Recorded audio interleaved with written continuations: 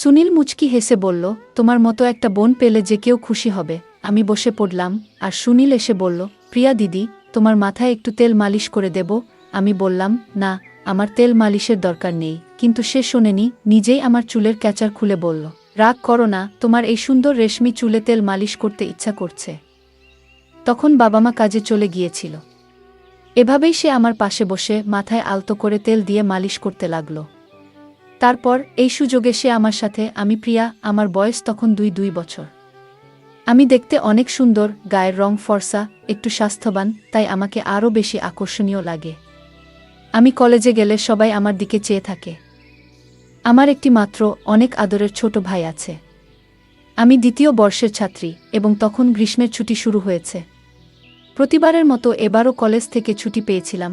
আজ ঘরের সব কাজ শেষ করে আমি বিছানায় একটু বিশ্রাম নিচ্ছিলাম। ক্লান্তির কারণে আমার মনে হচ্ছিল সারা শরীর ব্যথা হয়ে গেছে, আর আমি একটু আরাম খুঁজছিলাম। এমন সময় আমার ভাই সুনীল এসে জিজ্ঞেস করল, দিদি, তুমি ঠিক আছো তো? আমি বললাম, হ্যাঁ, সব কাজ শেষ করে একটু বিশ্রাম নিচ্ছি। আমার গল্পগুলো তোমরা শুনো, কিন্তু সাবস্ক্রাইবই করো না। দয়া করে গল্পগুলো ভালো লাগলে ভিডিওটি লাইক, শেয়ার এবং চ্যানেলটি সাবস্ক্রাইব করো প্লিজ। সুনীল বলল, তাহলে আমি এখনই তোমার জন্য দুধ নিয়ে আসছি, তা খেলে এখন একটু তোমার ক্লান্তি দূর হবে। তার কথায় আমি স্বস্তি পেলাম এবং মুচকি হেসে বললাম, ঠিক আছে, দুধ নিয়ে এসো, আমি একটু ঘুমাবো। সুনীল সবসময় তার বোনদের খেয়াল রাখে। আমি তার জন্য মনে মনে অনেক দোয়া করলাম এবং তার আনা দুধ পান করতে লাগলাম।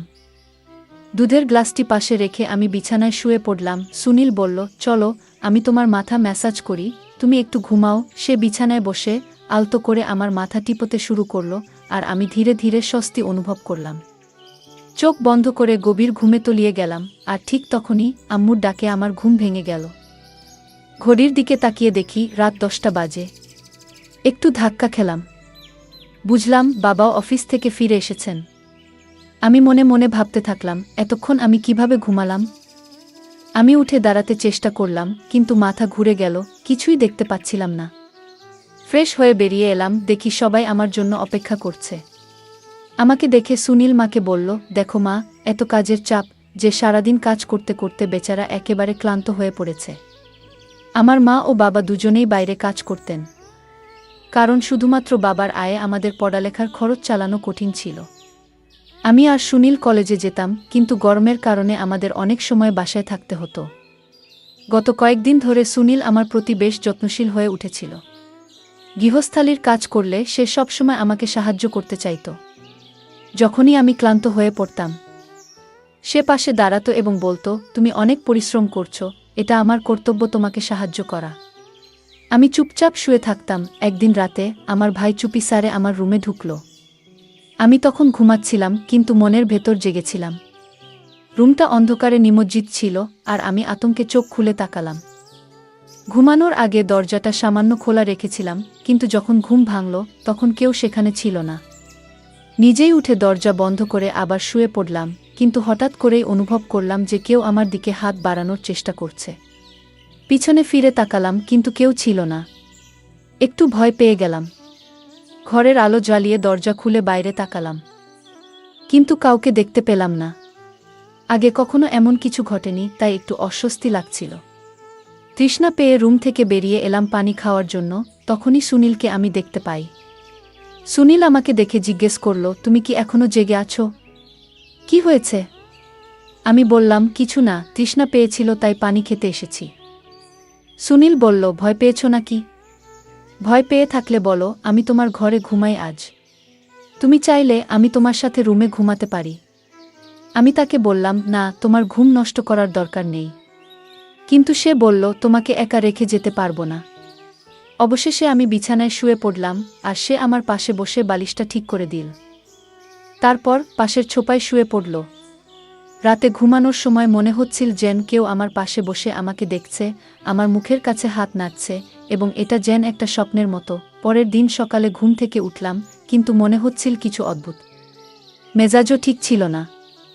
তাই সুনীলের দিকে তাকিয়ে একটু বিচলিত হলাম। সুনীলকে বেশ হাসি খুশি দেখাচ্ছিল, যা আমার চিন্তার কারণ হয়ে দাঁড়ায়। আমি শরীরটা স্কার্ফ দিয়ে ঢেকে রেখেছিলাম। সুনীল মুচকি হেসে বলল, তোমার মতো একটা বোন পেলে যে কেউ খুশি হবে। আমি বসে পড়লাম আর সুনীল এসে বলল, প্রিয়া দিদি, তোমার মাথায় একটু তেল মালিশ করে দেব? আমি বললাম, না, আমার তেল মালিশের দরকার নেই। কিন্তু সে শোনেনি। নিজেই আমার চুলের ক্যাচার খুলে বলল, রাগ করো না, তোমার এই সুন্দর রেশমি চুলে তেল মালিশ করতে ইচ্ছা করছে। তখন বাবা মা কাজে চলে গিয়েছিল। এভাবেই সে আমার পাশে বসে মাথায় আলতো করে তেল দিয়ে মালিশ করতে লাগল। তুমি এত সুন্দর যে তোমাকে দেখলে সবসময় মনের মধ্যে একটা হাসি ফোটে। যখন যখন সে আমার চুলে মালিশ করছিল, মনে হচ্ছিল তার হাতে যেন কোনো বিশেষ জাদু আছে। তখন আমি বারবার ঘুমের জোগতে হারিয়ে যাচ্ছিলাম আর মনটা শান্ত হয়ে যাচ্ছিল। আমি তাকে জিজ্ঞেস করলাম, তুমি কোনো তেল ব্যবহার করছো? সে বলল, এটা খুব স্পেশাল তেল, তোমার জন্যই তৈরি, কারণ তোমার চুল এত সুন্দর। তার কথাগুলো এত মিষ্টি ছিল যে আমি বুঝতেই পারলাম না কখন যে ঘুমিয়ে পড়লাম। জানি না কেন আমি বারবার ঘুমিয়ে পড়তাম। পরের দিন ঘুম থেকে উঠতেই শরীরটা ব্যথায় ভেঙে যাচ্ছিল। জামাকাপড়ও এলোমেলো ছিল। মাথাটা একটু ব্যথা করছিল, মনে হচ্ছিল যেন রাতে ঠিকমতো ঘুমায়নি। ফ্রেশ হতে বাথরুমে গেলাম, কিন্তু মনে হচ্ছিল আমি অনেক কঠিন পরিশ্রম করেছি। রুম থেকে বেরিয়ে শুনতে পেলাম কেউ যেন কারো সাথে কথা বলছে। রান্নাঘরের দিকে গেলাম পানি খেতে, কিন্তু দরজার কাছে পৌঁছে দেখলাম লোকটা হাতে অনেক টাকা নিয়ে দাঁড়িয়ে আছে। সেটা দেখে আমি একটু অবাক হয়ে গেলাম। সে লোক টাকাটা ভাইকে দিল। সে আমার দিকে তাকিয়ে বলল, প্রিয়া, তুমি এখানে কেন? আমি তার কাছে গিয়ে বললাম, এত টাকা কোথা থেকে পেলি? সে নিচের দিকে তাকিয়ে বলল, প্লিজ বাবাকে কিছু বলো না। আমি জিজ্ঞেস করলাম, এই টাকাটা কেন? কিসের জন্য? সে বলল, এটা বাবার এক বন্ধুর টাকা, যা ফেরত দেওয়ার কথা ছিল। আমি টাকা ফেরত দিতে বললাম, কিন্তু সে মৃদুস্বরে বলল, হ্যাঁ, আমি মাকে বলেছিলাম। আমি তাকে বললাম, আমাদের কিন্তু পরিস্থিতি খুব খারাপ। রাতে যখন বাবাকে টাকা দিতে গেলাম, সে কিছু না বলে চলে গেল। পরের দিন আমি রান্নাঘরে কাজ করছিলাম যখন সে তার বন্ধুদের নিয়ে ঘরে এলো। আমি তখনও কষ্টে কাঁপছিলাম। সেই সময় আমি দোপাট্টা খুলে বাসন ধুচ্ছিলাম। সবাই হাসছিল আমাকে দেখে। আমি তখন সুনীলকে বললাম, তুমি কিভাবে এমন করতে পারো? এই সময় আম্মু আব্বু কেউই বাসায় নেই। তুমি এদেরকে কেন নিয়ে এসেছ? সুনীল হেসে বলল, এটা তো আমার বাড়ি, আমি যেটা ভালো মনে করি সেটাই করব। তুমি তোমার কাজ করো গিয়ে, আমার উচিত ছিল সবকিছু ঠিকঠাক করা, বিশেষ করে খাবার রান্না করা। তারা আমার খুব ঘনিষ্ঠ বন্ধু, আমার ভাই বলল, কিন্তু সে আমার উপর বেশ রেগেছিল। তাই আমি খাবার প্রস্তুত করতে শুরু করলাম। যখন সবকিছু প্রস্তুত হলো, তখন আমার ভাই বলল, তুমি নিজেই খাবার পরিবেশন করবে। আমি অবাক হলাম, কারণ এত ছোট একটা ব্যাপার নিয়ে এতটা গুরুত্ব দেওয়া হলো। তার বন্ধুরা অদ্ভুতভাবে আমার দিকে তাকাচ্ছিল। মনে হচ্ছিল যেন আমাকে কিছু বলতে চায়। খাবার টেবিলে রেখে আমি রুমে চলে এলাম আর ভাবছিলাম, সে তো তার বন্ধু। আমি ভাবলাম তাকে আর হয়তো এ বাড়িতে দেখতে পাবো না। তারা চলে যাওয়ার পর ঠিক তখনই সে আমার রুমে এসে আমার গালে আলতো করে স্পর্শ করল এবং বলল, তুমি এত রাগ করছো কেন? তারা আর আসবে না। কিন্তু মা বাবাকে এই ব্যাপারে কিছু বলো না, প্লিজ। তার আচরণ আমাকে একটু বিরক্ত করছিল। কিন্তু তো আমি নিজের রুমে গিয়ে একটু শান্ত হওয়ার চেষ্টা করলাম।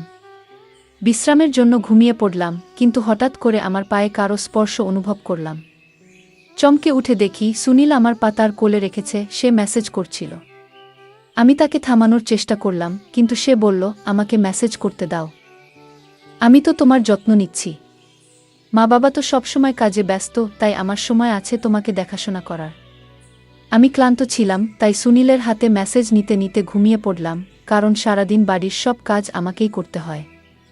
এখন কলেজ ছুটি দেওয়ার পর আমাকেই বাড়ির সব কাজ করতে হয়। বাবা মা সবাই কাজে যায়, তাই বাড়ির সব দায়িত্ব আমার। যখন ঘুম ভাঙল, তখন মাথাটা ঘুরছিল আর বিছানার চাদর এলোমেলো হয়েছিল। একটা মৃদু পারফিউমের গন্ধ পাচ্ছিলাম, যা আমাকে আরও অস্বস্তিতে ফেল। আমি বিছানায় শুয়ে পড়লাম। মনে হচ্ছিল কেউ যেন রুমে উপস্থিত আছে এবং আমাকে জাগানোর চেষ্টা করছে। কিছুক্ষণ পর যখন চোখ খুললাম, দেখলাম বিছানায় শার্ট এবং পারফিউম পড়ে আছে। সবকিছুই যেন অদ্ভুত লাগছিল। আজকের দিনটা বেশ অস্বাভাবিক ছিল, কারণ আমি আর সুনীল ছাড়া বাড়িতে কেউ ছিল না। তারপর কি হলো? আমার শরীর বেশ ক্লান্ত এবং দুর্বল বোধ করছিল। আমার মুখের রং ফ্যাকাশে হয়ে যাচ্ছিল। আর সেই মুহূর্তে সুনীল আমার পাশে এসে দাঁড়িয়েছিল। আমি কোনোভাবে অজুহাত দেখিয়ে নিজেকে সরিয়ে নিয়েছিলাম, কিন্তু মনটা অদ্ভুত সব চিন্তায় ভরে উঠছিল। আমার এই অস্বাভাবিক অবস্থা দেখে মাও দুশ্চিন্তাগ্রস্ত হয়ে পড়েছিলেন, কারণ তিনি বুঝতে পারছিলেন না আমার মধ্যে এমন কী সমস্যা হচ্ছে। সেই রাতে আমি বারবার জেগে উঠছিলাম এবং পরের দিনও ভালোভাবে ঘুমাতে পারিনি। দিনের পর দিন আমি যেন আরও বেশি রোগা হয়ে যাচ্ছিলাম, আমার সৌন্দর্য যেন কমতে শুরু করেছিল। জানি না কেন আমার সাথে এমন কিছু হচ্ছে। বাবা মা যথারীতি তাদের কাজে গিয়েছিলেন, আর আমি নিজেও ডাক্তারের কাছে গেলাম। সেখানে আমি একটা বিস্ময়ে চমকে যাওয়ার মতো খবর পেলাম, আমি গর্ভবতী। কিন্তু তখনও ভাবছিলাম, এটা কিভাবে সম্ভব, আমার ভাই কিভাবে এতে জড়িত হতে পারে।